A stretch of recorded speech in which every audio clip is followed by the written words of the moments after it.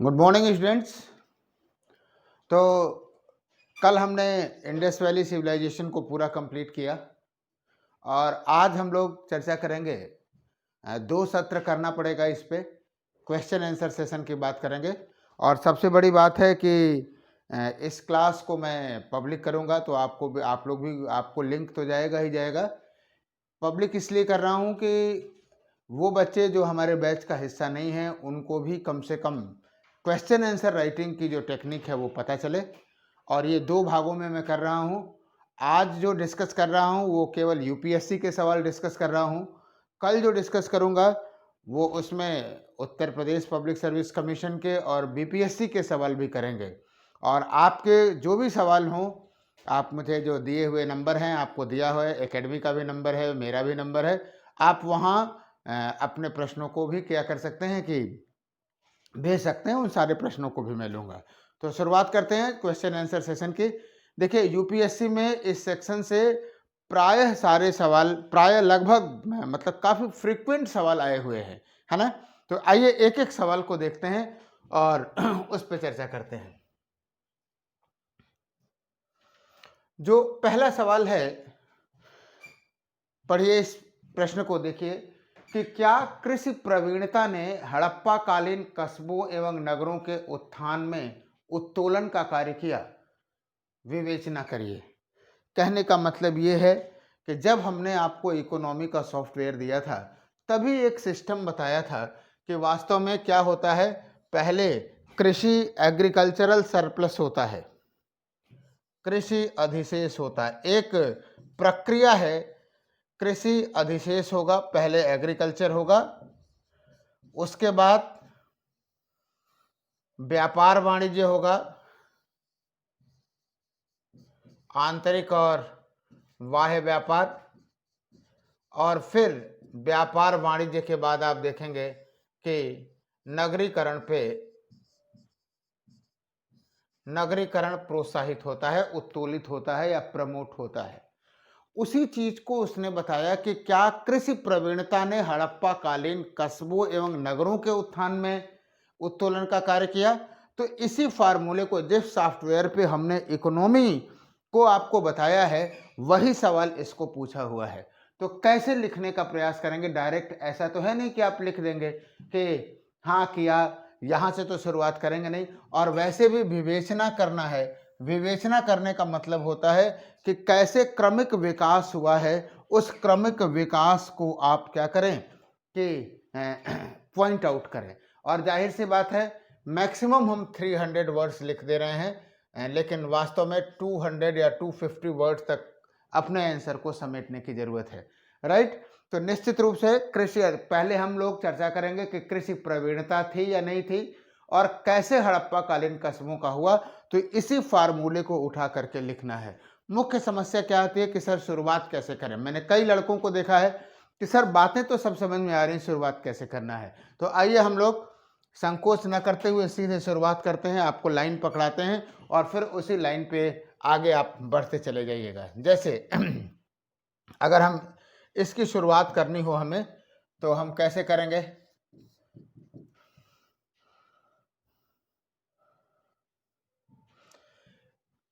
एक बार फिर से सवाल को पढ़िए कि क्या कृषि प्रवीणता ने हड़प्पा कालीन कस्बों एवं नगरों के उत्थान में उत्तोलन का कार्य किया।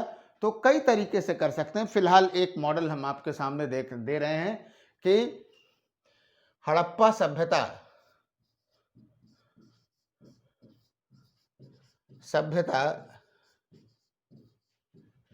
प्रथम नगरीय क्रांति का प्रतिनिधित्व करती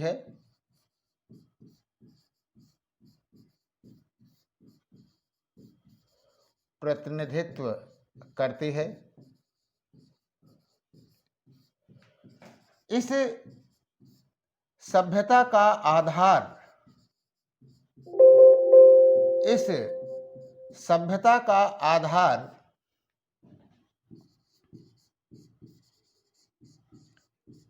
जहां पर आधार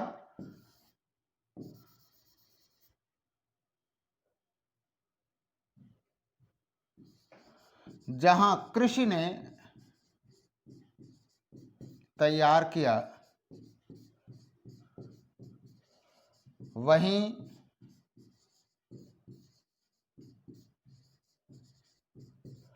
शिल्पों के उदय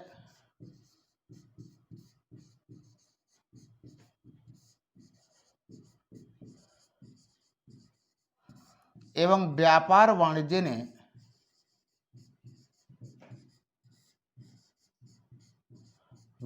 ने बढ़ाया।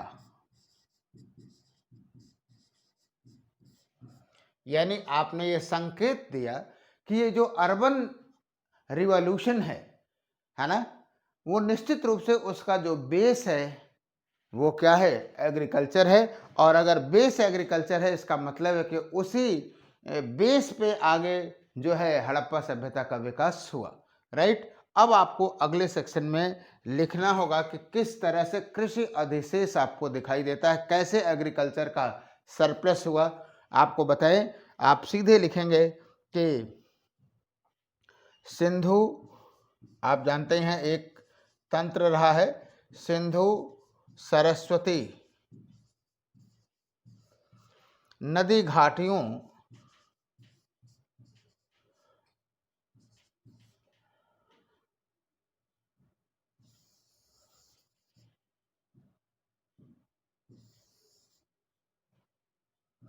उपजाऊ नदी घाटियों कर लीजिए तो और अच्छा है।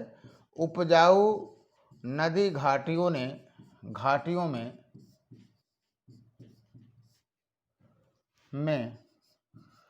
9 प्रकार के कृषि या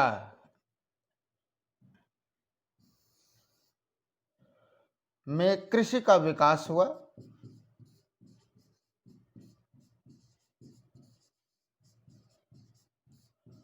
और फिर आप यहां लिखेंगे जो हमने आपको बताया हुआ है, डॉट डॉट कर रहा हूं, यहां से आप लिख लीजिए कि पुरातात्विक साक्ष्यों से हमें 9 प्रकार के अनाजों का संकेत मिलता है।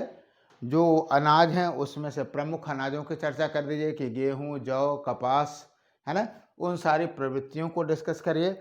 और ये भी लिखिए कि यह जो अर्थव्यवस्था थी वो जो थी क्या थी, कृषि प्रधान अर्थव्यवस्था, अरे गेहूं प्रधान अर्थव्यवस्था थी। तथा पहली बार विश्व में कपास इंडस वैली सिविलाइजेशन में ही अपना विकसित किया गया, है ना। तो ये एग्रीकल्चर सेक्टर पे आप ध्यान में रखेंगे। उसके बाद यानी ये लगभग आपका 25 से 30 वर्ड का हमने आपको यहाँ लिखा, इंट्रो लिखा। और ये लगभग आप जब चर्चा करेंगे तो 50 वर्ड की बात करेंगे, या 50-60 वर्ड भी हो जाए तो कोई दिक्कत नहीं है। उन फसलों की चर्चा के साथ साथ आप ये भी लिखेंगे कि किस तरह से जुताई के संकेत आपको मिलते हैं, जुताई के साक्ष्य मिलते हैं। लोकप्रिय भले ही नहीं था, लेकिन कम से कम जुताई के साक्ष्य की शुरुआत आप कह सकते हैं। हल्के फुल्के सिंचाई के भी आपको संकेत मिलते हैं।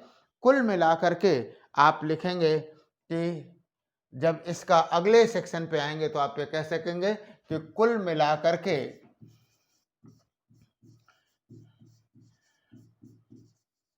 कृषि अधिशेष की स्थिति थी। कृषि, क्योंकि हमको जोड़ना है कहां से, नगरीकरण से जोड़ना है, कृषि अधिशेष की स्थिति थी। और आप जानते हैं कि कुछ लोग तो यहां तक कहते हैं कि टैक्सेशन में भी एग्रीकल्चर जो ग्रेनरीज है, एग्रीकल्चर के मोड में टैक्सेशन भी लिया जाता था। खैर यहां इसकी जरूरत नहीं है, कृषि अधिशेष की स्थिति थी, आप ऐसा कह सकते हैं। और आप देखिए इस बात को नगरीकरण से जोड़िए कि शहरों और पृष्ठ प्रदेशों के, शहरों एवं उनके पृष्ठ प्रदेश, उनके पृष्ठ प्रदेशों में कृषि का विकास, प्रदेशों में कृषि विकास का स्तर, कृषि विकास का स्तर इतना था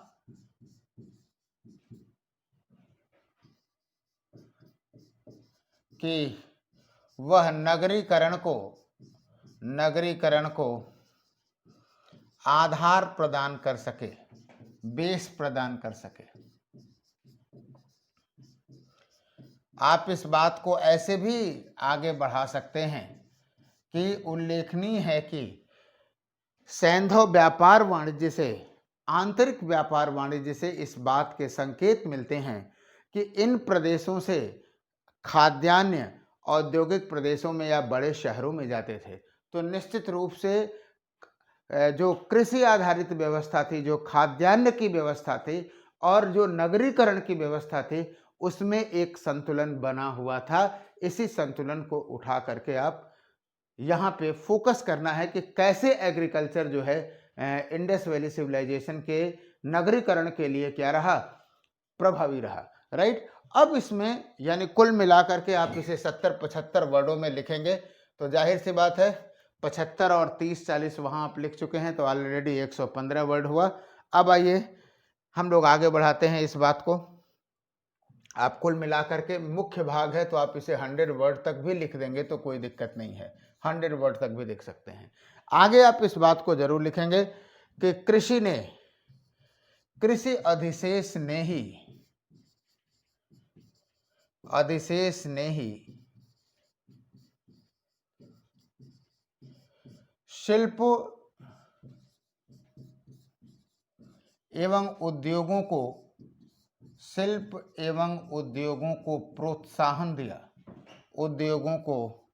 प्रोत्साहन दिया।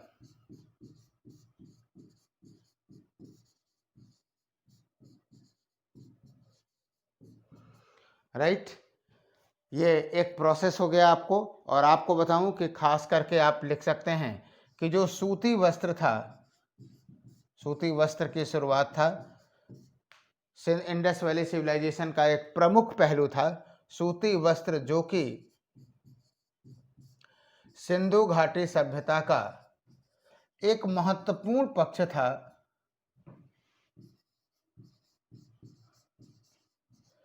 महत्वपूर्ण पहलू था। उसने या उसके विकास के लिए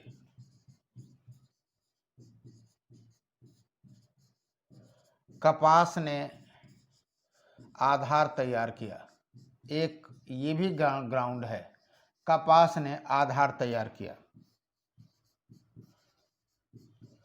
राइट।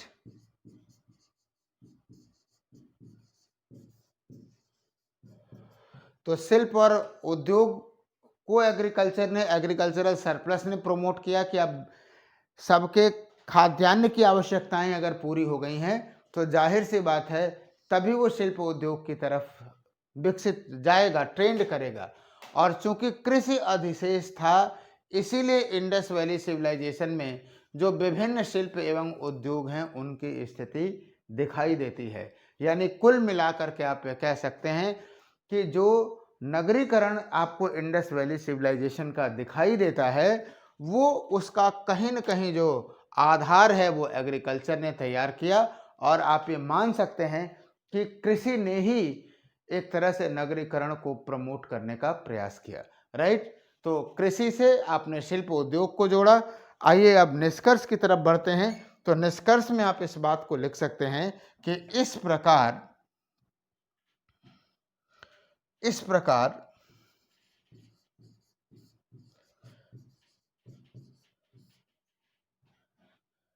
कृषि ने इस प्रकार सैंधव सभ्यता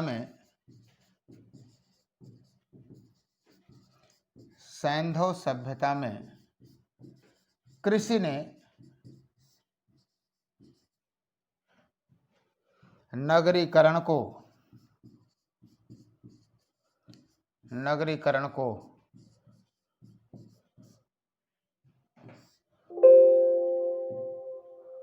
आधार प्रदान किया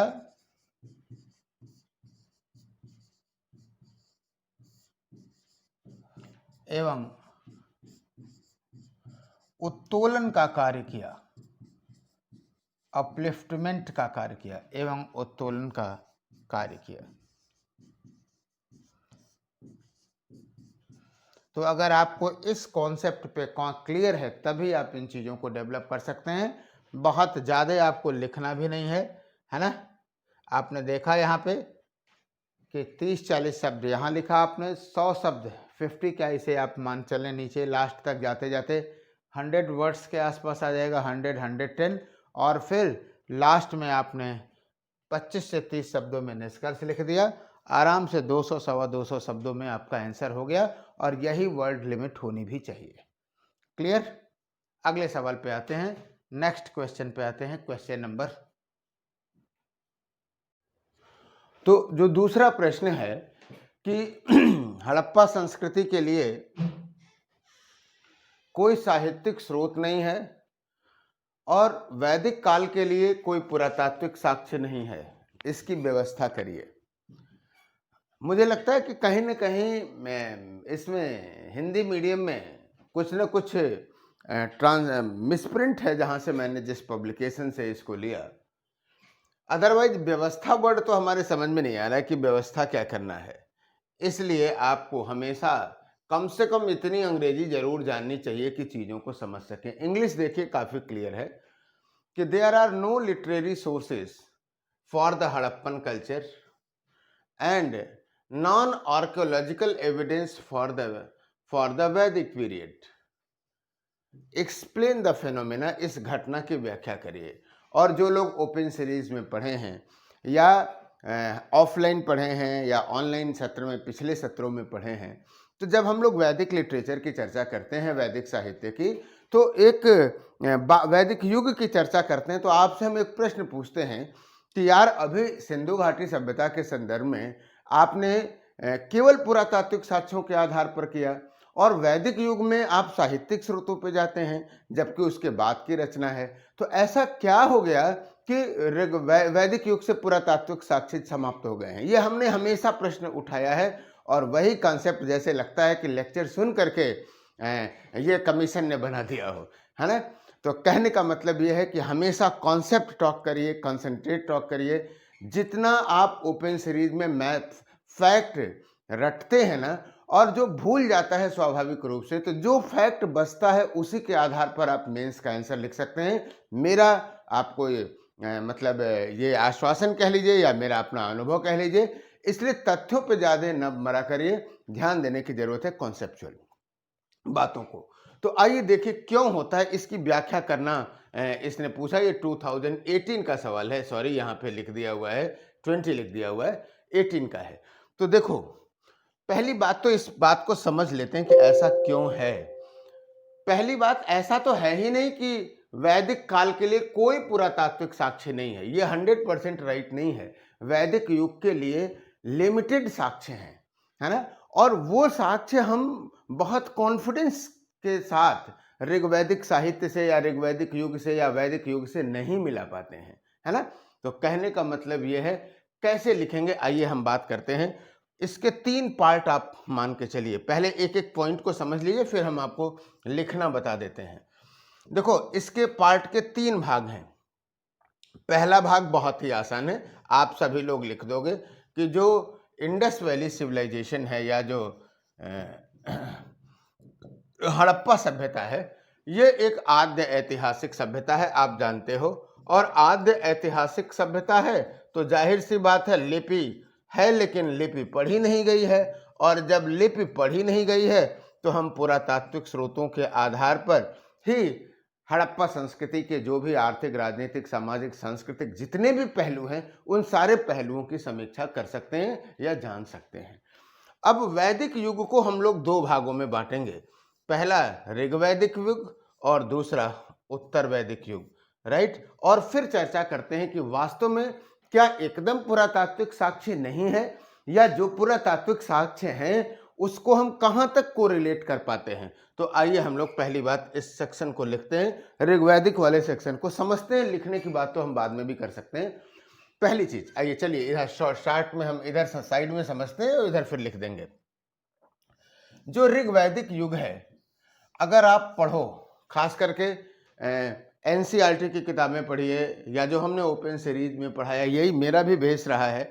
और झा श्रीमाली ने भी इस सेक्शन को बहुत अच्छा लिखा हुआ है कि अगर आप तिथिक्रम की दृष्टि से देखोगे ना, तो 1500 ईसा पूर्व के आसपास वो क्या कहते हैं कि जो आपको मिलेगा गेरुवर्णी मृदभांड, ओसीपी जिसको आप कहते हो, बताया है ना, ऑर्कर कलर्ड पोट्रीज, गेरुवर्णी मृदभांड, समझ लो शॉर्ट में, लिखने में लिखेंगे तो ठीक से समझा देंगे। गेरुवर्णी मृदभांड, ऑर्कर कलर्ड पोट्रीज या गेरुवर्णी मृदभांड, ये 1500 ईसा पूर्व के आसपास के हैं। टाइम मिलाओगे तो ऋग्वैदिक पीरियड के हैं। इसके अतिरिक्त जो गंगा घाटी की ताम्र निधियां हैं, तांबे की जो निधियां हैं, वो भी आप कह सकते हो कि ऋग्वैदिक युग में जो पंचजनाह थे, अनु यदु द्रोह पुरु तुर्वस, जो कि गंगा घाटी क्षेत्र में रहते थे, उनके द्वारा प्रयुक्त रही होंगी। लेकिन याद रखना, इन पे जो जीवन है और जो ऋग्वैदिक कालीन यायावरी जीवन है, उससे हम बहुत स्पष्टतया मिला नहीं सकते हैं। ये केवल डेट वाइज कॉन्साइज करता है ना, और इसीलिए हमें मानते हैं कि ये जो ओसीपी और ताम्र निधियां हैं, उनका हम सही सही तादाद में नहीं स्थापित कर पाते हैं। क्लियर है? और क्यों नहीं रहा होगा, अगर हम इसकी व्याख्या करना चाहें तो हम यही कह सकते हैं कि जो ऋग्वैदिक लोग थे वो न्यूमिडिक थे, यायावरी थे, और यायावरी लोगों का पुरातात्विक साक्ष्य मिल पाना आसान नहीं होता है, और यही वजह है कि हम इन साक्ष्यों का संबंध स्थापित नहीं कर पाते। बात हमारी समझ में आई होगी। और हम लास्ट में तो एक मजाक मजाक में बच्चों से कहते हैं कि अगर कुछ बात न समझ में आए तो इसको फॉलो अप कर लीजिए, क्योंकि यही अप टू द मार्क है और यहीं से मार्क मिलना है ना, सीधी बात। फिलहाल हम पूरा प्रयास कर रहे हैं कि आप चीज़ों को समझ लें, और आप समझ भी जाएंगे, मैं जानता हूँ, इतना भी कठिन नहीं है। फिलहाल लेटर वैदिक की बात करते हैं। जब आप उत्तर वैदिक युग में जाएंगे तो आप अधिक कॉन्फिडेंस के साथ ये कह सकते हैं कि जो पीजीडब्ल्यू है, पेंटेड ग्रे वेयर है, चित्रित धूसर मृदभांड है, जो लौह के साक्ष्य हैं, लौह उपकरणों के साक्ष्य हैं, जो कि आपको अतरंजी खेड़ा, जखेड़ा इत्यादि से मिले हैं। अतरंजी खेड़ा, जखेड़ा, नोह, है ना, राजस्थान का पार्ट है, इन जगहों से मिले हैं। अगर तिथि की दृष्टि से देखा जाए तो ये उत्तर वैदिक काल में दिखाई देते हैं। लेकिन यहाँ पर भी एक समस्या है। आप जानते हैं कि उत्तर वैदिक घाटी का जो क्या कहते हैं कि कंसंट्रेशन का जो क्षेत्र था वो गंगा घाटी क्षेत्र था, और ये जो साक्ष्य है वो गंगा घाटी में नहीं मिलते हैं आपको। आप ये कह सकते हैं कि गंगा घाटी से बाहर शुष्क क्षेत्रों में मिलते हैं। तो इसका क्या कारण रहा होगा, इसके कारण को समझने की जरूरत है। वास्तव में गंगा घाटी का जो मैदान है ना, वो नवीनतम मैदान है ज्योग्राफी में, आप जानते ही हैं, हमने आपको बताया भी है। एक विधिवत कम से कम 20 पेज का आर्टिकल आपको लिखा है कि भारतीय इतिहास पर भूगोल का प्रभाव। इसको पढ़ना तब समझ में आएगा कि सर क्या कहना चाहते हैं।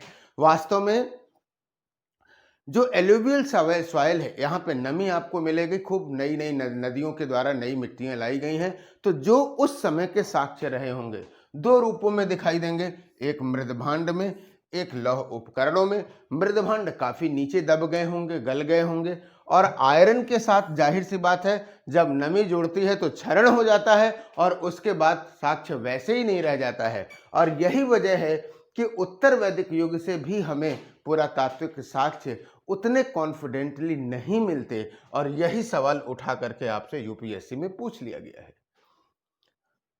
श्योर? तीनों पार्ट को उठा के कर लीजिए। और आप जानते हैं मेरा तो पार्ट, मेरा क्लियर कट है कि पुराता हड़प्पा एक पार्ट हड़प्पा है, एक पार्ट वैदिक युग है। लगभग 70-75 वर्ड आप लिख लीजिए, हड़प्पा पे लिख दीजिए, और बाकी जो है 125 शब्द लिख दीजिए, 60 वर्ड ऋग्वैदिक और उत्तर वैदिक युग में। आपका कंप्लीट बढ़िया सा बैलेंस तैयार हो जाएगा। तो ये थोड़ा सा कठिन सवाल हमको लगा। आइए थोड़ी सी आपको लाइन पकड़ा देते हैं और फिर हम लोग आगे बढ़ते हैं। आइए देखिए,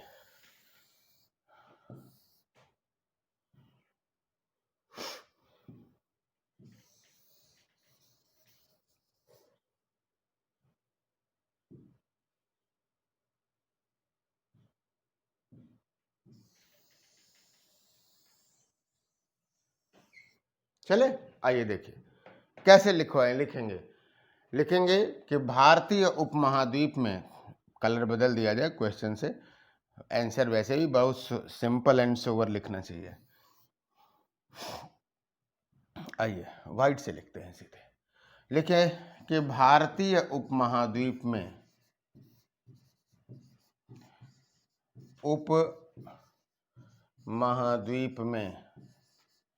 भारतीय उपमहाद्वीप में सैंधव सभ्यता, अब देखो यहां लिख जरूर दिया, लेकिन आपको सीधे हड़प्पा संस्कृति जो वर्ड लिखा जाए, चलो हम क्यों गलती करते हैं, सुधार देते हैं, हड़प्पा संस्कृति सीधे लिखते हैं। हड़प्पा संस्कृति और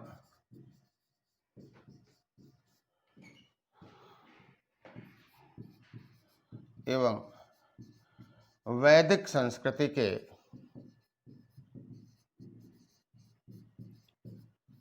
उद्भव और प्रसार का काल, उद्भव एवं प्रसार का काल अलग अलग है, अलग अलग है। थोड़ा सा इंट्रो आपने लिख दिया, दोनों चीजों को हमने एक साथ उठा करके लिखा। ज्यादा कंपैरिजन की बात नहीं है, क्योंकि हमको केवल स्रोतों पर फोकस करना है ना। तो आगे हम लिखते हैं कि हड़प्पा संस्कृति एक आद्य ऐतिहासिक संस्कृति है, एक आद्य ऐतिहासिक संस्कृति है। एकदम बेटा इसको वैसे ही लिख जाना है ना, आद्य ऐतिहासिक संस्कृति है। इसको मिटा देता हूं, आद्य क्या लिखा था लास्ट में, आद्य ऐतिहासिक संस्कृति है।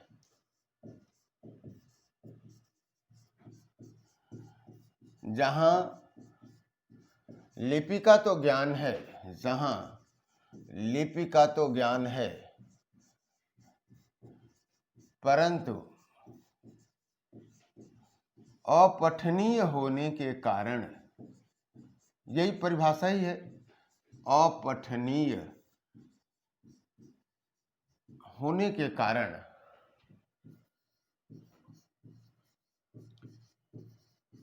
साहित्यिक स्रोत, एकदम 25 बार आपने लिखा है, साहित्यिक स्रोत अनुपलब्ध हैं। एकदम बात क्लियर हो गई, राइट? सिंपल सीधी सी बात लिखना है। और अतः आगे लिखते हैं, अतः हड़प्पा संस्कृति के, हड़प्पा संस्कृति के विविध पक्षों, हड़प्पा संस्कृति के विविध पक्षों की जानकारी हमें पुरातात्विक स्रोतों पर ही मिलती है, हमें पूरा तात्विक स्रोतों से ही मिलती है।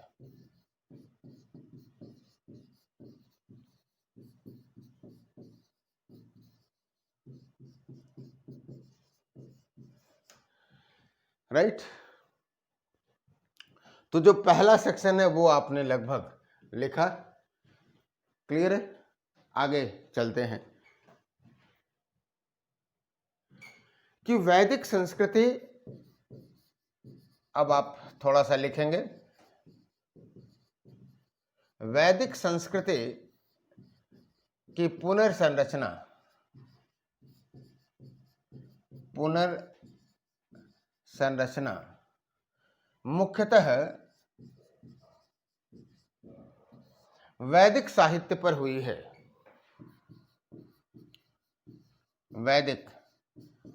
वैदिक साहित्य पर हुई है। अब आप थोड़ा सा इसको पल्लवन करिएगा कि जिसमें वेद, पुराण, वेद पुराण कह रहे हैं, वेद, ब्राह्मण, आरण्यक एवं उपनिषद आते हैं। राइट, क्लियर हो गया। बाकी लिखने की जरूरत नहीं है, आगे थोड़ा सा और लिख लीजिएगा कि वेद, चाहे तो 2-3 लाइन भी लिख सकते हैं कि वेद में चारों वेदों का नाम लिख लीजिएगा, ऋग्वेद, यजुर्वेद, सामवेद, अथर्ववेद। ब्राह्मण में उनके ब्राह्मण लिखिएगा, तथ्यात्मक मत बनाइएगा, मजा नहीं आएगा। सीधे लिख लीजिएगा वैदिक साहित्य पर हुई है जिसमें चारों वेद, उनके ब्राह्मण, आरण्यक और उपनिषद आते हैं। राइट, आगे आगे क्या लिखना है सुन लीजिए कि ऋग्वेद के आधार पर हम ऋग्वैदिक युग का पुनर्निर्माण करते हैं, जबकि अन्य जो साहित्य हैं, जो उत्तर वैदिक साहित्य हैं, उनकी सहायता से हम उत्तर वैदिक युग का पुनर्निर्माण करते हैं। ये सेक्शन वहां पे ऐड कर दीजिएगा। राइट, आगे देखते हैं कि यह उल्लेखनीय है कि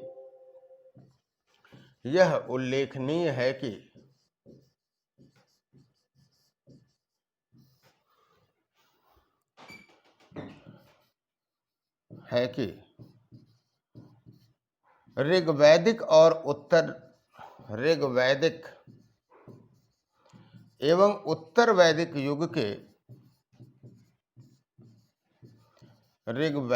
एवं उत्तर वैदिक युग के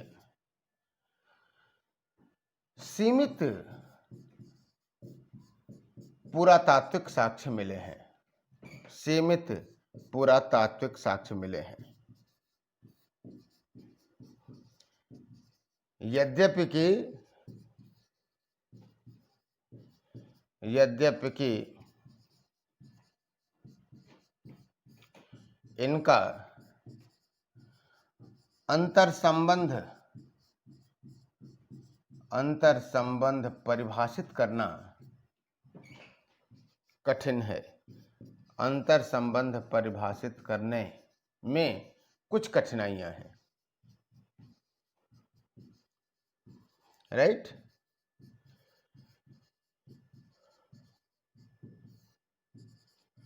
कैसे आगे बढ़ते हैं, जैसे आपको बताऊं कि अब आप लिखिएगा कि तिथिक्रम की दृष्टि से पहला सेक्शन ऋग्वेद पे और दूसरा लेटर वैदिक पे, कि तिथिक्रम की दृष्टि से गेरुवर्णी मृदभांड और ताम्र निधियां ऋग्वैदिक कालीन बैठती हैं।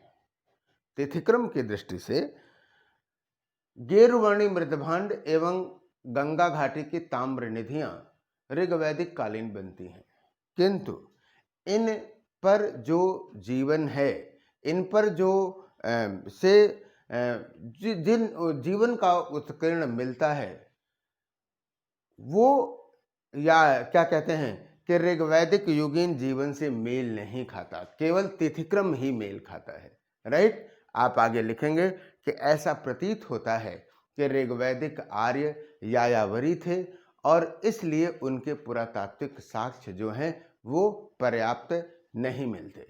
राइट, क्लियर हो गई बात। और वैसे भी अगर आप देखेंगे कि ओसीपी बहुत कम मिले हैं और ताम्र निधियां गंगा घाटी में मिली हैं, तो ऋग्वैदिक लोग गंगा घाटी में बहुत ही कम थे। यमुना का एक ही बार तो उल्लेख हुआ है। तो आप लिख सकते हैं कि यहाँ हमें संबंध को परिभाषित करने में थोड़ी सी कठिनाई अवश्य है। उत्तर वैदिक युग में पीजीडब्ल्यू और लौह उपकरण तिथिक्रम के दृष्टिकोण से क्या हैं? उत्तर वैदिक युगीन है। तिथिक्रम की दृष्टिकोण से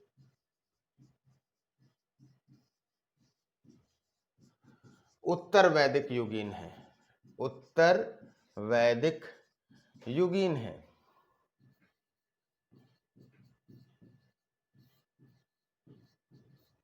राइट, किंतु ये उत्तर वैदिक आर्यों के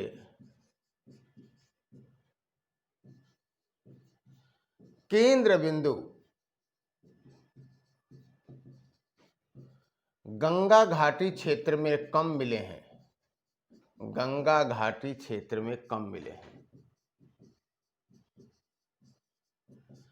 चाहो तो ये भी लिख देना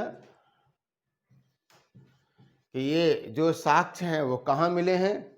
हस्तिनापुर, दिल्ली आप देख ही रहे हो, इंद्रप्रस्थ दिल्ली देख ही रहे हो, अतरंजी खेड़ा कहाँ, एटा जिला, जखेड़ा अब पटियाली में आ गया है, लेकिन पश्चिमी उत्तर प्रदेश ये कासगंज जिले में है अब, लेकिन अतरंजी खेड़ा, जखेड़ा, नोह राजस्थान, कोई भी गंगा घाटी क्षेत्र में नहीं है PGW लौह उपकरण। लेकिन वही मैं लिख रहा हूं कि केंद्र बिंदु गंगा घाटी क्षेत्र में कम है या नहीं है, तब इसका एक्सप्लेनेशन करिएगा कि ऐसा प्रतीत होता है कि गंगा घाटी का क्षेत्र क्या था, नवीन जलोढ़ मृदा द्वारा बना हुआ था और ये जो साक्ष्य थे उसी के अंदर विलीन हो गए। वैसे भी लौह उपकरण नमी के कारण क्या हो गए होंगे, क्षरण हो गया होगा। वैसे भी आप देखिए कि इन क्षेत्रों में रेन भी ज़्यादा है, मृदा भी जो है वो क्या है, काफ़ी उसमें नमी रहती है, तो लौह जो साक्ष्य हैं वो क्षरण हो गए होंगे, राइट। तो ऐसा प्रतीत होता है कि जो मृदभांड हैं वो जलोढ़ मृदा के अंदर गल गए, जलोढ़ मृदा के भीतर गल गए और लौह उपकरणों का क्षरण हो गया। साइंस लिखोगे, नमी के कारण लिख दो, नमी के अच्छा हमारे बहुत BSc वाले भी MSc वाले भी हैं, लगेंगे वो फेरस और फेरिक ऑक्साइड बनाने। अरे भाई मत बनाना, इतिहास है, छोड़ दो। मान लिया जाएगा जंग लग गई, खत्म हो गए, है ना। जंग लगने के लिए नमी और ऑक्सीजन चाहिए, वो दोनों उपलब्ध था, क्षरण हो गया। इतना जब लिखोगे तो एग्जामिनर को लगेगा कि यस यू हैव क्या कहते हैं कि आपने इतिहास का आत्मसातीकरण किया है। और लास्ट में फिर हम लोग निष्कर्ष लिखेंगे कि इस प्रकार जो सैंधव घाटी है उसका तो हम लोग पुरातात्विक उत्खनन करते ही करते हैं, पुरातात्विक उत्खनन के आधार पर ही करते हैं। वैसे भी देखो उत्तरी पश्चिमी क्षेत्र में रहा है वो, खैर यहाँ इसकी चर्चा करने की जरूरत नहीं है, करते हैं, इतना लिख दिया। किंतु वैदिक साहित्य में पुरातात्विक साक्ष्य बहुत ही सीमित हैं और इसलिए हम साहित्यिक स्रोतों के आधार पर ही उनका पुनर्निर्माण करते हैं। तो मेरे नज़र में बहुत ही बेहद शानदार क्वेश्चन, जितने भी हम लोगों ने क्वेश्चन पे डिस्कस किया, क्वेश्चन UPSC के तो वैसे भी सारे अच्छे होते हैं, लेकिन क्या कहते हैं कि इसके ये सवाल सबसे बेहतरीन सवाल रहा। पुरातात्विक साक्ष्य, ये भी अच्छा सवाल है। 2018 देख रहे हो ना, 20, 19, 18 है ना, हर साल ये लगभग सवाल पूछा हुआ है। 17 में भी देखोगे पूछा हुआ है, 16 में भी पूछा हुआ है। एक्चुअली जब एक ही सवाल में कई क्वेश्चंस पूछ लिए जा रहे हैं ना, तो आपके समझने आप प्रश्न पूछने की संभावनाएं ज्यादा हो जा रही हैं। आइए देखते हैं। पुरातात्वीय साक्ष्य हड़प्पा सभ्यता के पतन के संभावित सामाजिक राजनीतिक आयामों का पता तो नहीं देते हैं, परंतु यह स्पष्ट रूप से संकेत देते हैं कि हड़प्पा संस्कृति विनगरीकरण की प्रक्रिया से गुजरी थी। बहुत बढ़िया सवाल, पतन पे आधारित है। और हमने अभी कल ही इस पर डिस्कशन किया है कि वास्तव में पतन का मतलब ये नहीं था कि संस्कृति ही समाप्त हो गई, बल्कि क्रमिक रूप से क्या हुआ कि क्रमिक रूप से आप देखेंगे तो हड़प्पा सभ्यता जो है पतन के साक्ष्य है। और उसी शब्द के लिए डीकोलोनाइजेशन या विनगरीकरण की बात ये कहता है। तो ये सवाल हमको लगता है कि आसान सा सवाल है। यानी किसी भी हड़प्पा सभ्यता के समय में हम सामाजिक एवं राजनीतिक आयामों के पतन को तो हम नहीं देखते हैं। जैसे जब आप किसी भी साम्राज्य के पतन का कारण लिखेंगे, मौर्य साम्राज्य हुआ, गुप्त साम्राज्य हुआ, है ना, या दिल्ली सल्तनत हुआ, मुगल सल्तनत हुआ, किसी भी सल्तनत का परिणाम जब देखेंगे तो हम पहली लाइन बोलते हैं कि मौर्य साम्राज्य के पतन के कारणों की विवेचना हम आर्थिक, राजनीतिक और सामाजिक संदर्भों में कर सकते हैं। उसमें इसने कहा कि हम जब इंडस वैली सिविलाइजेशन की बात देखते हैं तो हमें कहीं भी सोशल या पॉलिटिकल आयाम का कोई खास पता नहीं चलता है, लेकिन ये जरूर पता चलता है कि हड़प्पा संस्कृति विनगरीकरण की प्रक्रिया से गुजरी थी। तो आप कर ले जाएंगे, हम लोग शुरुआत करते हैं। कैसे लिखेंगे, थोड़ा सा स्टाइल बदल देते हैं, कुछ आपको पॉइंट आउट क्लियर कर दें, उसके बाद आप लोग लिखिएगा। आंसर की शुरुआत कर लेते हैं, है ना। तो आइए देखते हैं कि हड़प्पा सभ्यता का पतन। अब देखो, जो लिखा उसने एग्जामिनर ने, संस्कृति लिखा तो संस्कृत लिख दिया, सभ्यता लिखा तो सभ्यता लिख दिया। और वैसे भी पतन के संदर्भ में हमेशा सभ्यता ही लिखा जाता है। क्यों? क्योंकि संस्कृति का पतन नहीं होता है, सभ्यता भौतिक मूल्यों का पतन होता है ना। तो हड़प्पा सभ्यता का के पतन का विश्लेषण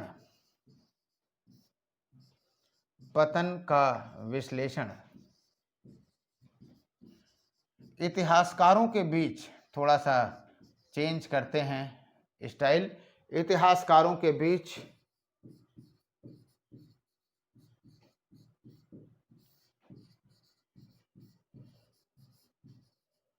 गहरे विवाद का कारण रहा है,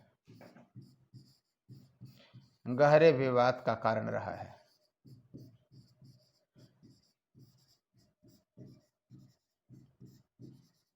और इस संदर्भ में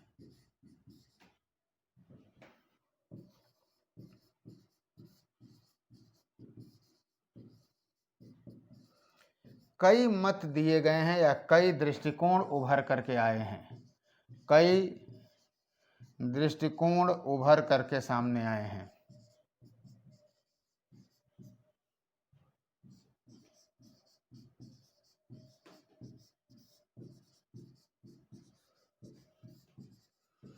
हमको उससे मतलब ही नहीं है, हमको मेन चीज है ना। यदि ऐसे देखा जाए कि पुरातात्विक साक्ष्यों का, पुरातात्विक स्रोतों के आधार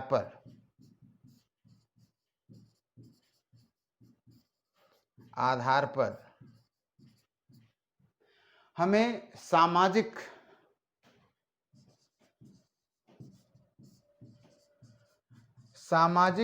या राजनीतिक, सामाजिक या राजनीतिक पक्षों के संदर्भ में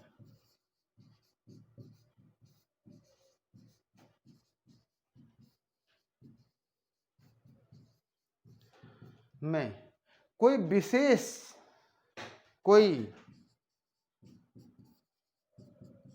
विशेष गिरावट का संकेत नहीं मिलता।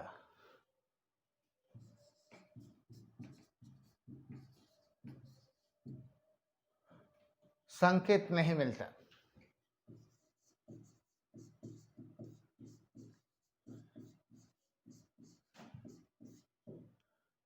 बल्कि उसमें एक सातत्य मिलता है, बल्कि उसमें एक सातत्य, एक कॉन्टिन्यूटी मिलता है।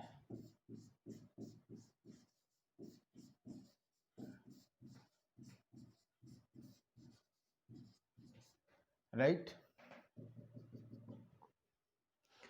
किंतु यदि सूक्ष्मता से देखा जाए,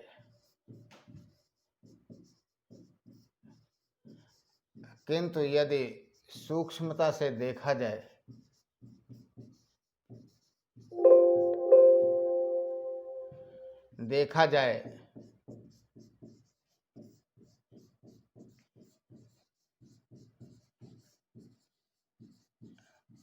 तो नगरीकरण में, यदि सूक्ष्मता से देखा जाए तो नगरीकरण में आपको क्या दिखाई देगा? तो नगरीकरण में क्रमिक गिरावट। अब जो लोग क्लास पढ़े हैं यहां से बहुत आसानी से लिख सकते हैं, क्रमिक गिरावट मिलता है। और गिरावट का मतलब क्या हुआ? बी नगरीकरण। क्या गिरावट दिखाई देगा? आइए बात करते हैं। पहले फेज में किसका गिरा? कौन से नगरों का पतन हुआ? व्यापारिक नगर, यानी ऐसे नगर जो कि शुद्ध व्यापार पे केवल डिपेंडेंट थे। याद आ रहा है कौन कौन से हुए?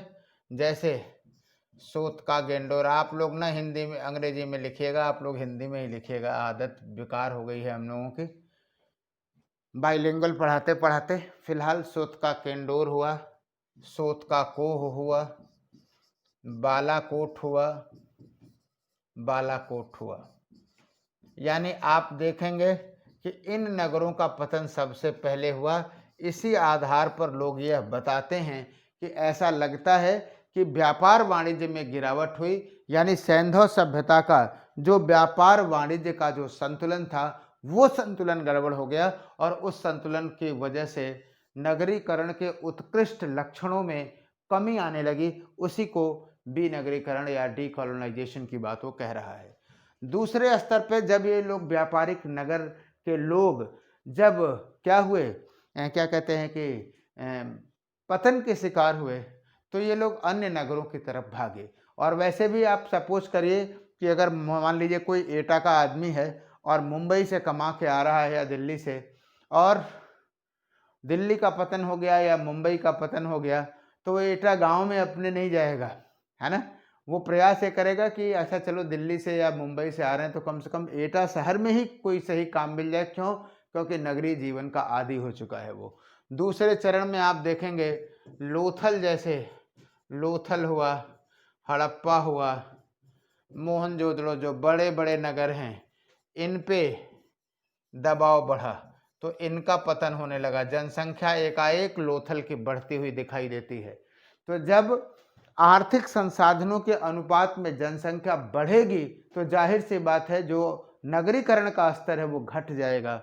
और तीसरे स्तर पर आप देखेंगे कि सैंधव सभ्यता के जो नगर हैं वो पूरब और दक्षिण की तरफ, पूरब एवं दक्षिण की ग्रामीण बस्तियों में दिख जाते हैं, ग्रामीण बस्तियों में दिखाई देते हैं।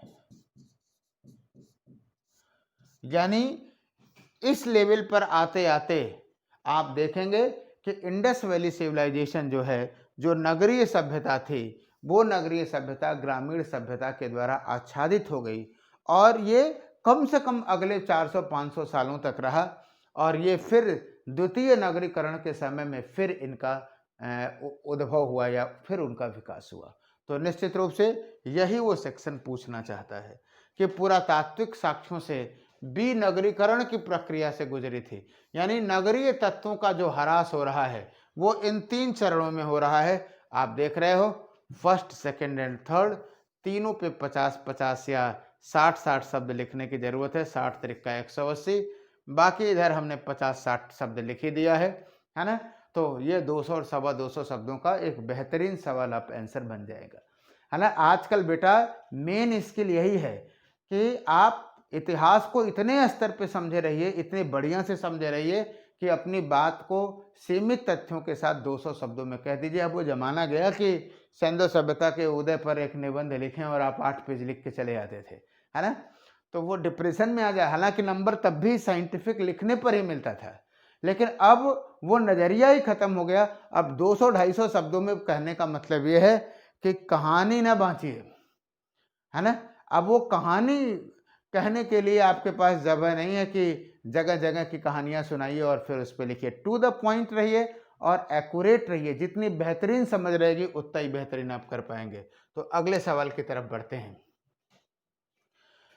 अगला सवाल देखें, समझाइए।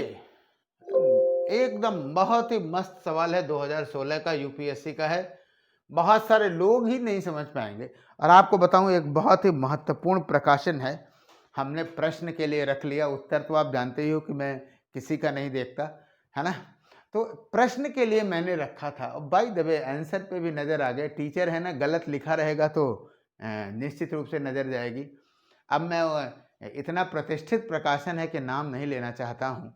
आप लोगों के पास भी वो किताब होगी। मुझे हंसी भी आया और गुस्सा भी आया। मन किया कि उठा कर फ़ोन करूं, लेकिन फिर हमने कहा छोड़िए, जाने दीजिए। अगर ये भटकाव ना होता तो ये परीक्षा इतनी कठिन ना होती, है ना। लोग बड़े बैनर का, बड़ी बड़ी बातों का और चिकनी चुपड़ी बातों का, कठिन बातों का नहीं, मैं इसको भले ही पब्लिक कर रहा हूँ, लेकिन हिस्ट्री ऑप्शनल वाले भी इसको बहुत पूरा नहीं देखना चाहेंगे। क्यों? क्योंकि उसमें वो मलाईदार बात नहीं मिलेगी, है ना। उसमें ये नहीं मिलने वाला है कि हिटलर और नेहरू के बीच की तुलना करिए। जाहिर सी बात है, ऐसी चीज़ों का इसमें समावेश नहीं है, तो लोग आकर्षक, अट्रैक्टिव नहीं लगेगा उन्हें। और लेकिन अट्रैक्टिव आपको नहीं, साइंटिफिक और टू द पॉइंट लिखने की बात जरूरी है, यहाँ पे समझना है। फिलहाल आइए हम लोग चर्चा करते हैं कि अधिकांश ज्ञात हड़प्पा कालीन बस्तियां लवणीय भूजल वाले क्षेत्रों में क्यों हैं। अधिकांश, सभी नहीं। अधिकांश मतलब सरस्वती नदी घाटी की बात हो गई। अब बहुत सारे लोग उसके राजस्थान, गुजरात को अर्ध शुष्क को मानते हुए उसका जस्टिफिकेशन देने लगेंगे, लेकिन वास्तव में समझाना है तो आपको बताऊं कि वास्तव में इसमें सरस्वती नदी घाटी की कहानी आपको समझना होगा, वही लिखने की जरूरत है यहाँ पे और जानने की। इसलिए पहले जो लोग नहीं जानते हैं वो आप जानते रहें, सरस्वती नदी घाटी की क्या कहानी रही है। तो आपको बताऊं, सरस्वती नदी घाटी की कहानी ये रही है कि जो आपका सिंधु नदी तंत्र था, सिंधु, झेलम, चिनाब, रावी, ब्यास, है ना। इसके बाद आज देखोगे तो सतलज कैसे बहती है। सतलज इसी नदी तंत्र का एक पार्ट है ना। लेकिन और इधर आपने देखा कि जो परंपरागत गंगा नदी का जो तंत्र है, ये गंगा हो गया और ये आपका यमुना हो गया, राइट। लेकिन ये उस समय नहीं था। इंडस वैली सिविलाइजेशन के समय पे अगर आप देखेंगे तो जो सरस्वती नदी थी वो ऐसे बहती थी, और उस समय ये जो सतलज है वो इसकी सहायक हुआ करती थी और जो यमुना है वो इसकी सहायक हुआ करती थी। और जब सतलज की सहायक रहती थी कौन, यमुना और क्या कहते हैं, अरे सरस्वती की सहायक यमुना और सतलज रहते थे, तो ये पूरा क्षेत्र भरा हुआ था और ये हरा भरा क्षेत्र था जहाँ पे सिंधु घाटी सभ्यता के स्थलों का विकास हुआ। और आप जानते हैं कि मैक्सिमम स्थल आपको गुजरात, राजस्थान, हरियाणा और इस अर्ध शुष्क क्षेत्र में हुए। लेकिन एक ऐसी घटना हुई जो पोतवार के पठार का अपलिफ्टमेंट हुआ, तो ये दो नदी रिवर तंत्र जो है बदल गया।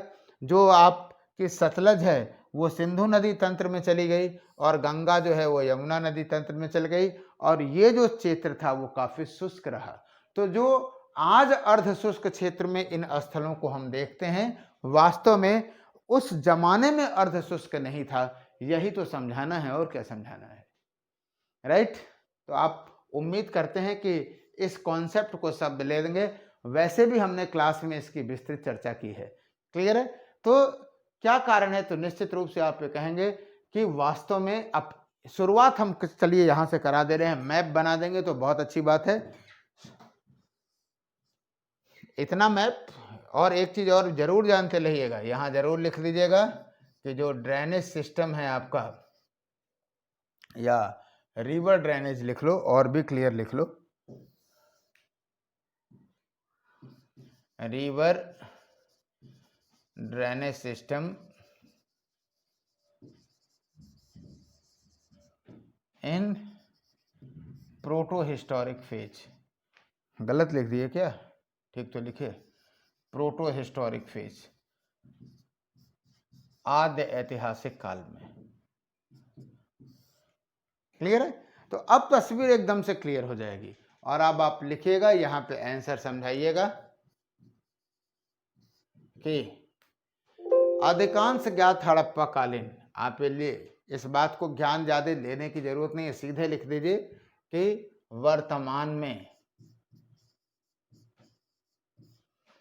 अनुसंधानों के ना हो तो आप लिख लीजिए, या आधुनिक अनुसंधानों की पृष्ठभूमि में, सीधे रिसर्च पे आते हैं हम लोग, अनुसंधानों की पृष्ठभूमि से यह पता चलता है कि 80% स्थल चलता है कि 80% स्थल कहाँ थे? सरस्वती नदी घाटी में थे। सरस्वती नदी घाटी क्षेत्र में थे, जो कि हरियाणा, गुजरात, बीच में राजस्थान भी डाल दो, अब हम बाद में डाल दे रहे हैं, राजस्थान से गुजरती थी, गुजरती है, और वर्तमान में, जो कि वर्तमान में शुष्क या अर्ध शुष्क क्षेत्र है, शुष्क ऑब्लिक अर्ध शुष्क क्षेत्र है।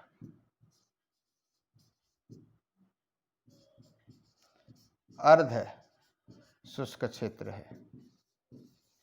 ये आपने इंट्रो लिखा और उसके बाद आप सेकंड पैराग्राफ में लिखिएगा, किंतु यदि सूक्ष्मता से देखा जाए तो वर्तमान जो नहर, वर्तमान जो प्रणाली है, नदी प्रणाली है, वो आद्य ऐतिहासिक युग में नहीं थी, बल्कि आद्य ऐतिहासिक क्षेत्र में इसका जो सिस्टम था या इसका जो तंत्र था वो अलग अलग था। और फिर वो फिगर दे करके लगभग 150 वर्ड में आप बताएंगे कि वास्तव में ये इस क्षेत्र में कैसे ये हरा भरा क्षेत्र रहा था और इस क्षेत्र में सरस्वती घाटी कैसे डेवलप हुई, राइट। और फिर ये भी बताइएगा कि कैसे ये अपलिफ्टमेंट हुआ और ये नदी प्रवाह तंत्र बदल गया और ये क्षेत्र पूरा शुष्क हो गया, राइट। तो इस सिस्टम को यहाँ पे डेवलप करिएगा, इसके बाद बहुत आसान हो जाएगा ये। अगले सवाल पे आते हैं, नेक्स्ट क्वेश्चन पे आते हैं, देखते हैं क्या है कि हड़प्पा सभ्यता का पतन पारिस्थितिकी निम्नीकरण के कारण हुआ, न कि बाह्य आक्रमण का विवेचना करिए। मुझे लगता है कि कम से कम ये जो सवाल है इसकी हमको शुरुआत करने की ज़रूरत नहीं है। आप लोगों को जो हमने क्लास लिया है वहाँ पे आपने डिस्कस किया है ज़्यादा, तो फिलहाल शुरुआत कर लेते हैं। क्या है? बाह्य आक्रमण। हमने आपको बताया था ना कि आकस्मिक सिद्धांतों में बाह्य आक्रमण दिया गया है और पारिस्थितिक निम्नीकरण बाद के साक्ष्यों में है, उठा करके रखा है। तो कैसे लिखेंगे, किन किन बिंदुओं पर ध्यान में देने की जरूरत है, कैसे शुरुआत करेंगे? तो आइए हम लोग आंसर लिखते हैं। आसान सा सवाल है, शुरुआत कर दूं। जैसे वो विद्यार्थी जो कि क्लास का हिस्सा नहीं है उन्हें भी थोड़ा सा लाभ मिले, तो आपको देखिए शुरुआत कैसे लिखते हैं कि हड़प्पा सभ्यता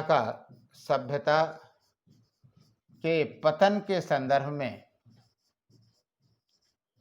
पतन के संदर्भ में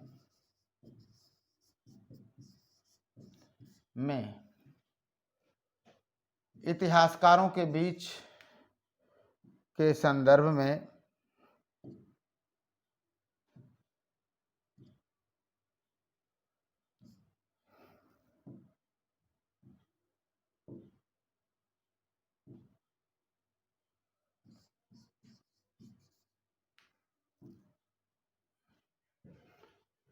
इतिहासकारों के, यहां लिख देता हूं, इतिहासकारों के बीच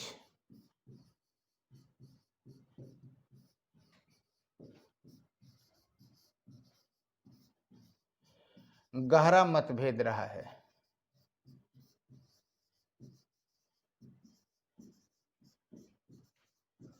और प्रायः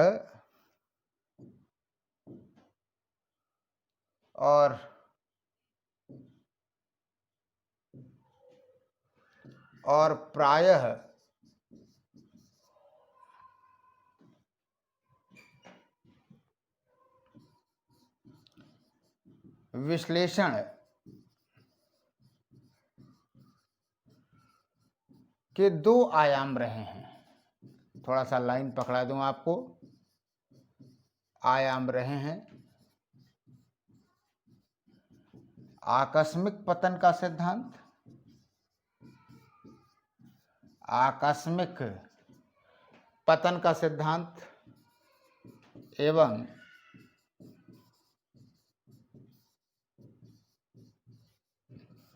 क्रमिक पतन का सिद्धांत।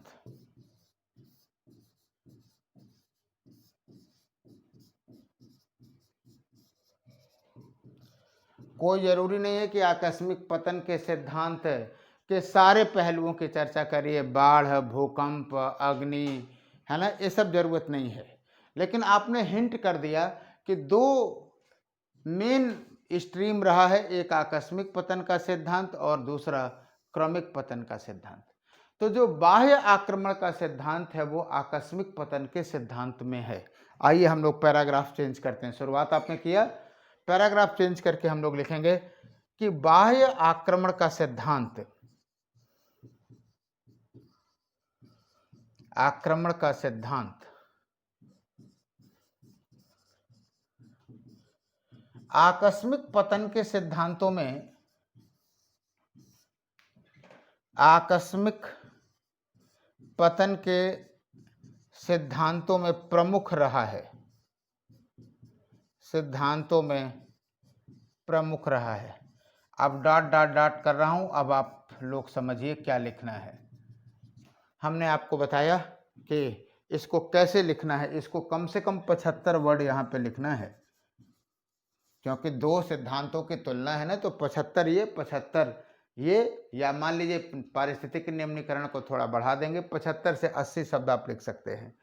प्रमुख रहा है और आपको लिखना होगा ग्रिफिथ महोदय, है ना, व्हीलर, गार्डन चाइल्ड जैसे इतिहासकारों ने, अगर नाम ना आए तो साम्राज्यवादी इतिहासकारों ने, कुछ इतिहासकारों ने, लेकिन अगर आपको एग्जैक्ट आता है तो यहाँ लिखना चाहिए, क्योंकि थोड़ा सा टू द पॉइंट लिखने में जो आनंद है ना, वो गोल गोल जलेबी छानने में नहीं है। तो आप यहाँ इस बात को लिख सकते हो कि वास्तव में व्हीलर, गार्डन चाइल्ड, क्रोमर, ग्रिफिथ, इन सारे लोगों ने आर्य आक्रमण के सिद्धांत दिया और कहा कि ऋग्वेद का अध्ययन करने से ये पता चलता है कि पारिस्थितिक साक्ष्यों पर हमें इंद्र दोषी ठहरता है सभ्यता के पतन का। क्यों ऐसा कहता है? क्योंकि आप जानते हैं कि इंद्र को पुरंदर कहा गया, पुराभेत्ता कहा गया, दुर्गों को तोड़ने वाला कहा गया। तो ऐसा लगता है कि चूंकि सिंधु घाटी सभ्यता के लोग नगरों में रहते थे, पुरों में रहते थे, तो उनको भेदन का जो सिद्धांत है वो किस इन ऋग्वेद में मिलता है। आपको बताऊं कि जब मोहनजोदड़ो से, आपको ये भी लिखना है कि इन साहित्यिक स्रोतों की पुष्टि उस समय होती प्रतीत हुई नहीं, होती प्रतीत हुई जब मोहनजोदड़ो से 42 नरकंकाल मिले, तो इन इतिहासकारों का कहना है कि ये आक्रमण का ही परिणाम है। लेकिन आगे चल करके जब U.R. कैनेडी ने इसका एंथ्रोपोलॉजिकल एनालिसिस किया तो ये पता चला कि ये युद्ध के कारण नहीं बल्कि मलेरिया के कारण हुए, राइट। और तो जाहिर सी बात है बाह्य आक्रमण से नहीं हुआ, ना हो तो लेटेस्ट रिसर्च लिख दीजिएगा जो हमने बताया था। अब यहाँ पे केवल नाम लिख रहा हूँ कि एडमंड लीच ने culture through time anthropological approach में यह प्रतिपादित किया है कि आर्य आक्रमण हुआ ही नहीं था।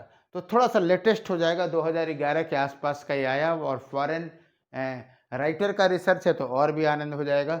यानी कुल मिलाकर के ये माना जाता है कि आर्य हड़प्पा सभ्यता का पतन जो है वो कम से कम बाह्य आक्रमण से तो नहीं ही हुआ। आपको लगता है कि 100 वर्ड में आ जाएगा, डोंट वरी, राइट इट, क्योंकि ये इस प्रश्न की डिमांड है, आधा पार्ट है ये इसका कि बाह्य आक्रमण की विवेचना करें। तो क्लियर हो गया।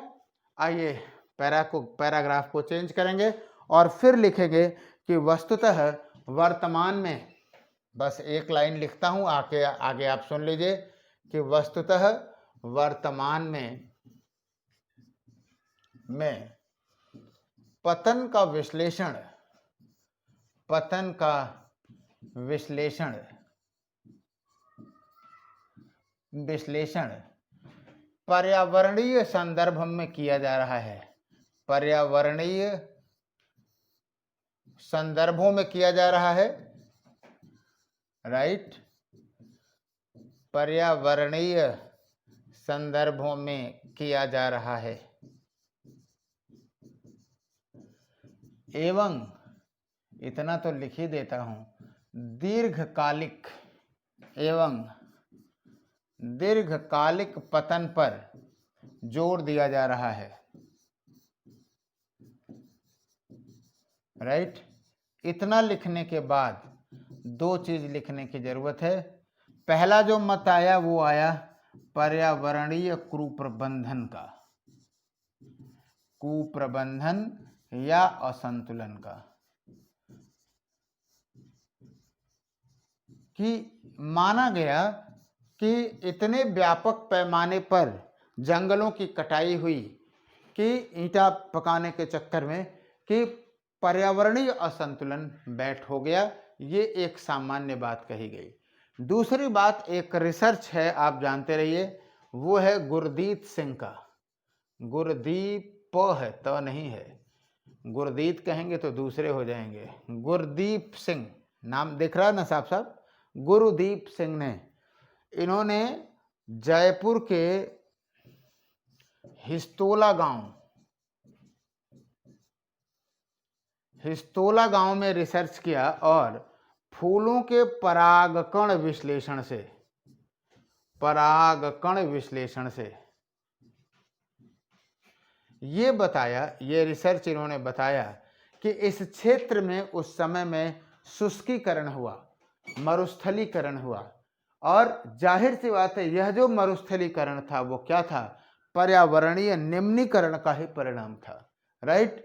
और इन दोनों के संदर्भ में आप ये कह सकते हैं कि इंडस वैली सिविलाइजेशन के पतन के संदर्भ में जो विभिन्न व्याख्याएं दी गई हैं उसमें से जो पर्यावरणीय कारक है वो भी एक महत्वपूर्ण कारक है, और लंबे समय में पर्यावरणीय मानकों में जो निम्नीकरण हुआ, जो डिग्रेडेशन हुआ, जो अवनयन हुआ, वो भी सिंधु घाटी सभ्यता के पतन का एक प्रमुख कारण था, राइट। डन। अगले सवाल पे आते हैं, नेक्स्ट क्वेश्चन को देखते हैं। और कोई सवाल देखता हूं, लास्ट सवाल है क्या शायद, राइट। बहुत ही अच्छा सवाल है, लास्ट नहीं एक और सवाल होना चाहिए। आइए 5-5 मिनट में देख लिया जाए कि हड़प्पा सिंधु सरस्वती नगरों में जल प्रबंधन और उसके संरक्षण योजना की विवेचना करिए। डाल दिया उन्होंने सिंधु और सरस्वती दोनों में देखने की जरूरत है। आसान सा सवाल है, आप ये लिखेंगे कि हड़प्पा सभ्यता में, पूरी हड़प्पा सभ्यता में हमें जल प्रबंधन, आइए फर्स्ट सेक्शन देख लेते हैं कि जल प्रबंधन और जल संरक्षण दिखाई देता है। सीधी बात, कभी कभी सीधी बात भी बहुत अच्छी बात होती है ना, वो आता है किसका विचार आता है, सीधी बात नो बकवास। तो सीधे टू द पॉइंट की बात हम लोग करते हैं, सीधे लिख सकते हैं कि विवेचना करना है तो इसको डिस्कस कर दिया जाएगा क्रम से कि हड़प्पा सभ्यता में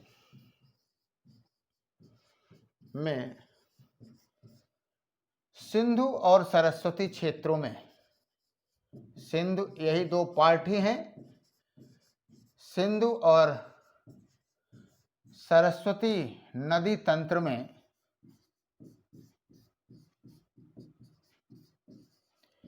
जल प्रबंधन एवं संरक्षण के विविध आयाम मिलते हैं। आइए दिखाता हूं, मुझे तो आसान क्वेश्चन लग रहा है, आपको लग रहा होगा नया। विविध आयाम दिखाई देते हैं, बस हिंट कर देता हूं, आप लोग लिख देंगे। ये आपने दे दिया इंट्रो, इसके बाद क्या करेंगे, इसके बाद आप लिखेंगे कि जो सिंधु तंत्र है, हड़प्पा, मोहनजोदड़ो, सिंधु और बलूचिस्तान का क्षेत्र है, आप देखेंगे कि जो अपवाह प्रणाली है, वो बेहतरीन थी। थोड़ा सा इसको 50 वर्ड लिखिएगा कि किस तरह से घरों की जो नालियां हैं वो सार्वजनिक नाली में हैं और सार्वजनिक नाली के साफ सफाई का प्रबंध है ना। तो ऐसा लगता है कि ये जो ड्रेनेज सिस्टम है जो आधुनिक म्यूनिसिपल कॉरपोरेशन है, एक इतिहासकार तो सीधे लिखते हैं कि 18th सेंचुरी के लंदन और पेरिस में जिस तरह की व्यवस्थाएं थी उससे बेहतर व्यवस्था थी इंडस वैली सिविलाइजेशन में, तो वो लिख सकते हैं। दूसरी चीज अगर आप ये देखोगे तो हमें मोहनजोदड़ो से आप ये कह सकते हो कि सर यहाँ से हमें, एक तो वो सार्वजनिक स्नानागार, यह भी एक मैनेजमेंट ही था भाई। सार्वजनिक स्नानागार में जो बारीकियां हैं इसको लिखने की जरूरत है। It is also an example of water management, right, और not water conservation but at least water management. Why, क्यों ऐसा है? क्योंकि आप जानते हैं it was a artificial pond in which the water supply and the water drainage, the system for the water supply as well as the water drainage, both were included in this public bath, right? So definitely it is a very good example of the water management. जल प्रबंधन का यह एक बेहतरीन उदाहरण मान सकते हो, राइट। तो ये घाटी हो गई, सिंधु से संबंधित हो गया। इसके अंतर्गत आप देखेंगे फ्रॉम सच अ प्ले, कुछ जगहों पर सरस्वती तंत्र में आ जाइए और आपको ज़्यादा उदाहरण मिलेंगे। देखो यूपीएससी सवाल बनाता है तो मौलिक बनाता है, इसीलिए तो मज़ा आता है इसको करने में, है ना। इंडस वैली में ये हो गया। आइए आगे चर्चा करते हैं, सरस्वती तंत्र की बात करते हैं। सरस्वती में तो सरस्वती नदी तंत्र में अगर आप देखोगे वाटर मैनेजमेंट में, तो पहले तो लोथल से मिल जाएगा डकयार्ड, जो गोदीवाड़ा है वो भी एक वाटर मैनेजमेंट का बढ़िया एग्जाम्पल आप कह सकते हो। कालीबंगा आप देखोगे, कालीबंगा से आपको पाइपलाइन, वाटर पाइप का, वुड पाइप का, लकड़ी के पाइप का प्रयोग है। This is also example of water management. सबसे बड़ी बात तो तीसरा स्तर है धौलावीरा।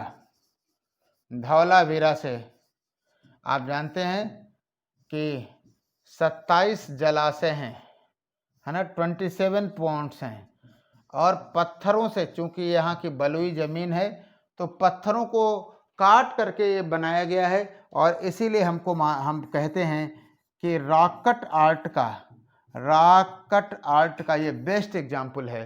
प्रस्तर कालीन जो कला है, प्रस्तर कला का धौलावीरा एक बहुत महत्वपूर्ण पार्ट है। और इन तीनों से हम ये कह सकते हैं ये वाटर कंजर्वेशन हो गया, वाटर कंजर्वेशन हो गया, और ये वाटर मैनेजमेंट हो गया, ये भी वाटर मैनेजमेंट हो गया। और लास्ट में हम ये निष्कर्ष लिख देंगे कि इस प्रकार पूरी हड़प्पा सभ्यता में, चाहे वो सिंधु नदी का तंत्र हो चाहे वो सरस्वती नदी का तंत्र हो, हमें क्या दिखाई देता है? वाटर मैनेजमेंट या वाटर शेड मैनेजमेंट दिखाई देता है, राइट। आगे बढ़े। अच्छा है, लास्ट में ये भी एक अच्छा सवाल है और कठिन सवाल है, नॉट इजी, राइट। और यूपीएससी में लास्ट सवाल होना चाहिए। Yes, this is the last one. आपको बताऊं, बट नॉट द लिस्ट, कुछ सवाल ऐसे भी हैं जो कि हड़प्पा के साथ वैदिक युग को कंपेयर कराए हैं, तो वो हम सवाल तभी डिस्कस करेंगे कि वैदिक युग को जब हम लोग डिस्कस कर लें तब कंपेयर किया जा सकता है। ये भी आसान है। हड़प्पा लोगों के सामाजिक और आर्थिक और धार्मिक, 3 पार्ट तो लिख दिया कि जीवन की पुनर्संरचना में मुद्राओं एवं मुद्रांकन का क्या महत्व है। सिंपल सी बात है, आप ये लिखेंगे, एक लाइन में लिखेंगे, उसके बाद 3 पैराग्राफ बना लेंगे। आंसर की शुरुआत कर देते हैं। पहली जो लाइन है वो लिख देता हूं मैं आंसर में, राइट, कि हड़प्पा सभ्यता के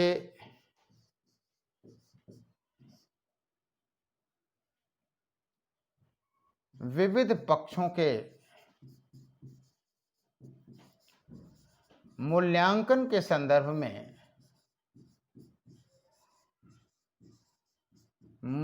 मूल्यांकन के संदर्भ में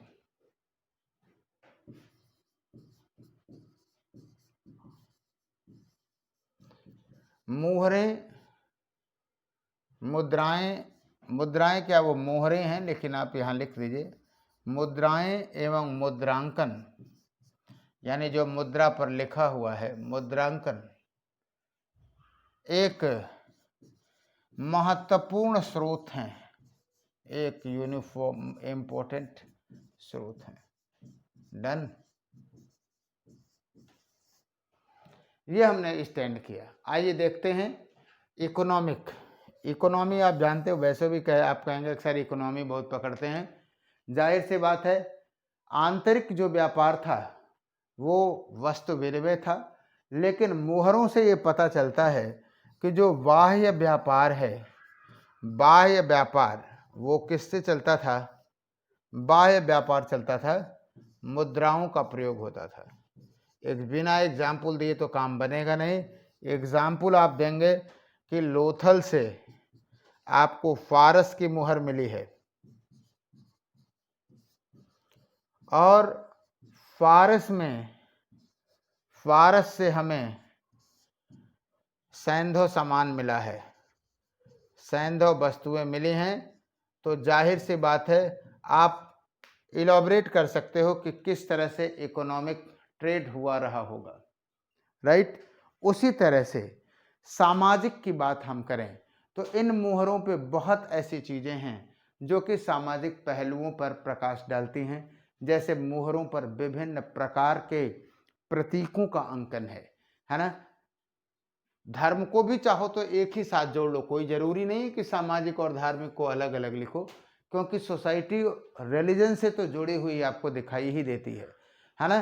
तो आप एक कह सकते हैं कि अगर आप देखें तो विभिन्न प्रकार के जो धार्मिक प्रतीक हैं, जो पशु हैं, है ना, जैसे संश्लिष्ट एक श्रृंगी पशु है, संश्लिष्ट पशु है, विभिन्न प्रकार की वनस्पतियां हैं, है ना, जो ज्यामितीय चिन्ह हैं, इन सारे चिन्हों की अगर हम विवेचना करें तो हम उनके सामाजिक परिवेश एवं धार्मिक जीवन का खाका खींच सकते हैं।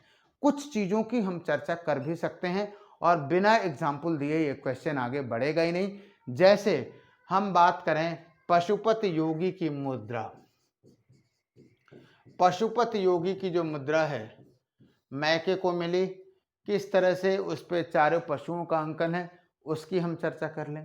तो ऐसी तरह से, या जो आपकी हड़प्पा से जो योनि से पौधा निकल रहा है, ये भी एक बहुत ही महत्वपूर्ण मुहर है, उसकी भी हम चर्चा कर लें कि किस तरह से यह प्रकृति की सर्जनात्मक क्षमता की बात करता है। ये हम चाहें तो मातृ देवियों की बात कर लें, है ना। मुहरों पे हालांकि मातृ देवियाँ उतनी नहीं बनी हैं, केवल यहाँ मुद्रा तक रिलेटेड रहना है, तो हम मुहरों की ही चर्चा करें तो निश्चित रूप से उनकी हमें प्रकृति की सृजनात्मक क्षमता का चिन्हांकन मिलता है, राइट। और फिर वहां से हम उठा करके लास्ट में लिखेंगे कि इस प्रकार हड़प्पन लोगों की सामाजिक, आर्थिक और धार्मिक पुनर्संरचना में मुद्राएं और जो मुद्रांकन हैं वो बहुत ही महत्वपूर्ण है, राइट।